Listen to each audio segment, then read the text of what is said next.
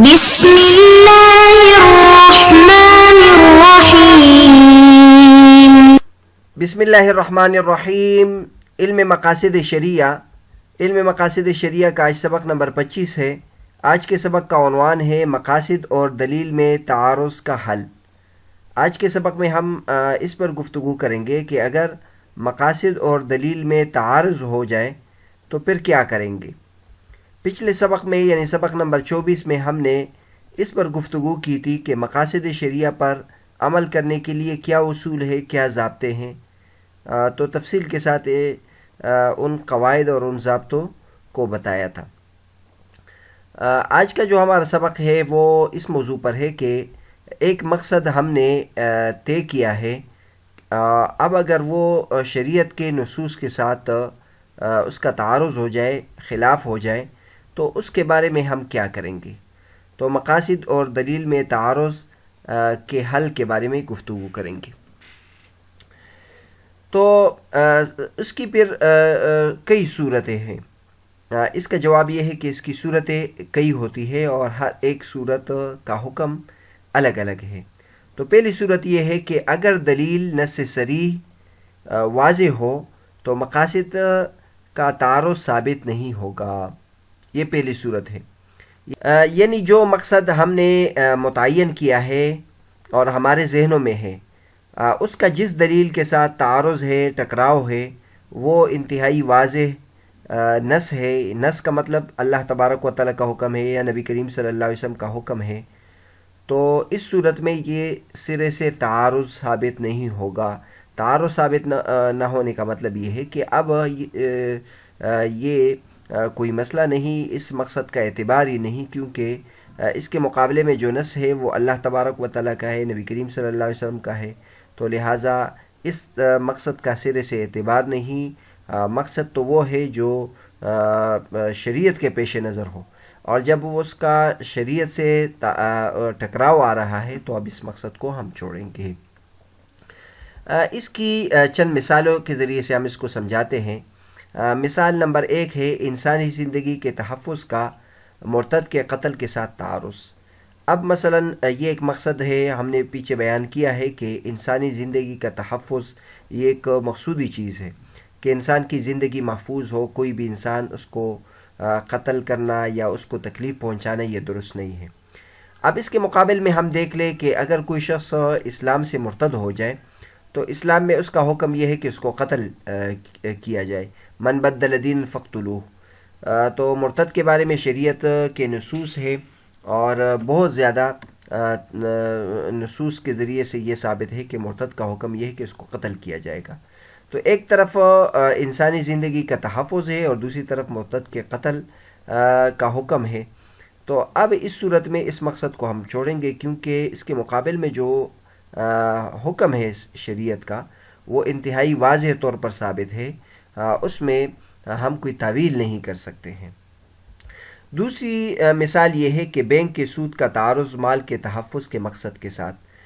مثلا ایک طرف شریعت ہمیں یہ کہتی ہے کہ انسان کا جو مال ہے اس کو تحفظ حاصل ہے اور اس کو چاہیے کہ وہ اس سے فوائد حاصل کرے اور اس کو بڑھانے کی کوشش کرے تاکہ اس کے ذریعے سے اس کا فائدہ حاصل ہو۔ کاروبار کی شریعت نے بہت زیادہ ترغیب دی ہے، لیکن بینک میں بھی فائدہ یہ ہوتا ہے انسان کو کہ اگر بینک میں وہ پیسے جمع کرے تو اس پر انٹرسٹ اور سود وہ اگر لے گا تو اس کو فائدہ حاصل ہوگا، اور یہ اس مقصد کے موافق ہے کہ جس مقصد کو ہم نے ذکر کیا کہ انسان کے مال کا تحفظ اور اس کے فوائد کی اجازت۔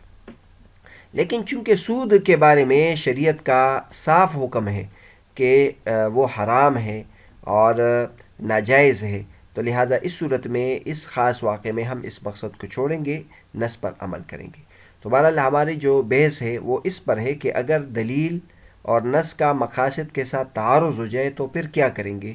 تو اس کی ایک صورت تو یہ ہے کہ جو جس مقصد کا جس نص کے ساتھ، جس حکم کے ساتھ تعارض ہے وہ انتہائی صریح ہے اور واضح بھی ہے، تو اس صورت میں مقصد کو چھوڑیں گے اور اس نص کو لیں گے۔ دوسری صورت یہ ہوتی ہے کہ نصوص میں اختلاف ہو اور بعض نصوص کی تائید مقصد سے ہو رہی ہو تو اس کو ترجیح ہوگی۔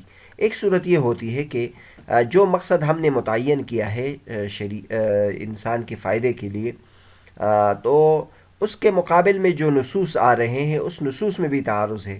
ان میں سے ایک نص اس طرح ہے کہ وہ اس مقصد کی تائید کر رہی ہے اور دوسرا نص جو ہے وہ اس کے خلاف جا رہا ہے۔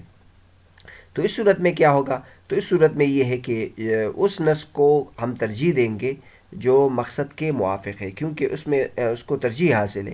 ایک طرف تو وہ نص بھی ہے اور دوسری طرف یہ ہے کہ مقصد کے ذریعے سے اس کو تقویت بھی مل رہی ہے۔ یہ دوسری صورت ہوتی ہے۔ تیسری صورت یہ ہے کہ اگر نص عام ہو تو مقاصد شریعہ کی وجہ سے بعض افراد کو خاص کیا جا سکے گا۔ یہ آپ حضرات نے اگر اصول فقہ پڑھا ہو، اصول فقہ میں ہم یہ بتاتے ہیں کہ ایک عام حکم ہوتا ہے اور ایک خاص حکم ہوتا ہے۔ عام میں ہم نے یہ پڑھا ہوتا ہے کہ جو عام ہوتا ہے اس میں اس بات کا احتمال ہوتا ہے کہ وہ اس میں بعض افراد خاص ہو اور یا بعض افراد مقید ہو۔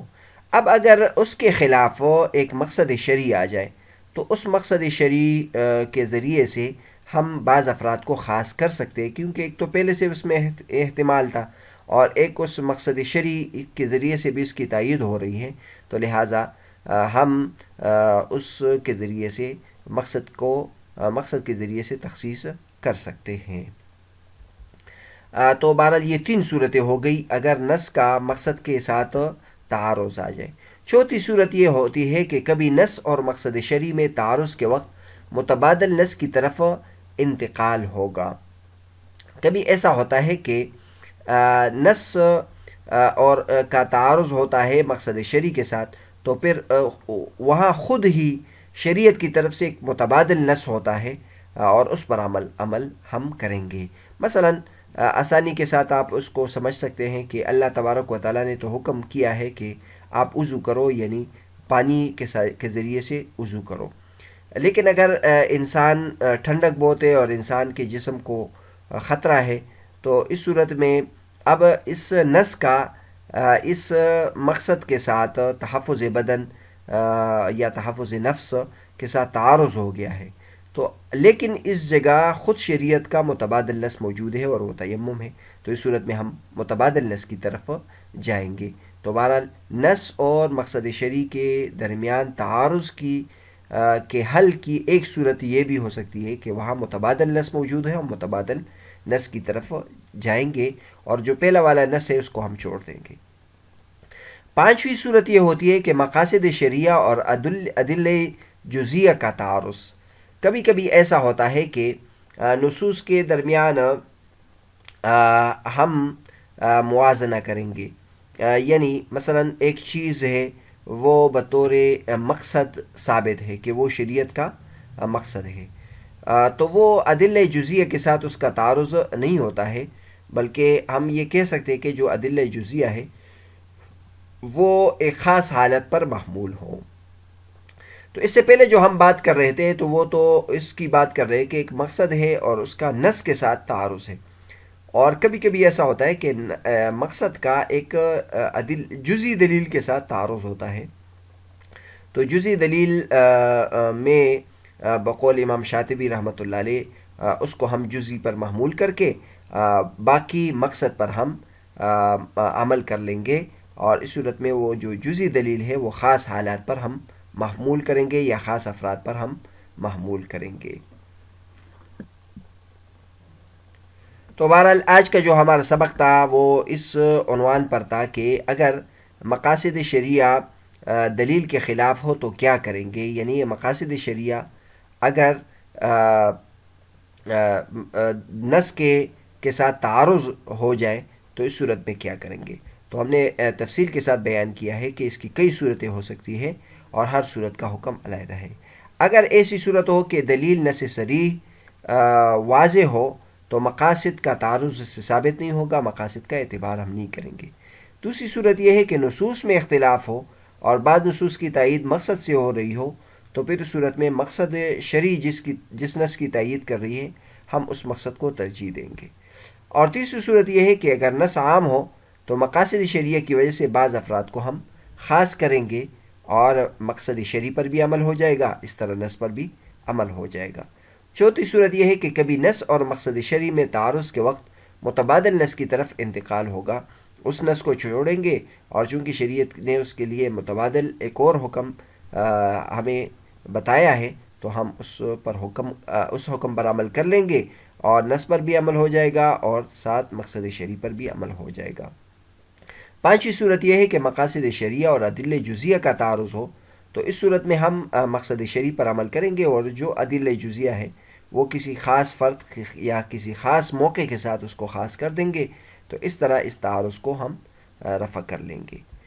اگلے سبق میں ہم اس پر گفتگو کریں گے کہ مقاصد شرعیہ کو معلوم کرنے کے طریقے کون سے ہیں، مقاصد شرعیہ کو معلوم کرنے کی جگہ کون سی ہے جہاں سے ہم معلوم کریں گے کہ یہ مقصد فلاں عمل میں کون سا مقصد ہے، فلاں حکم میں کون سا مقصد ہے۔ تو اس کے لیے سب سے پہلی جو چیز ہے وہ ہمارے پاس قرآن ہے۔ تو اگلے سبق میں ہم یہ بتائیں گے کہ قرآن مجید سے ہم مقاصد شرعیہ کو کیسے معلوم کریں گے انشاءاللہ تعالی۔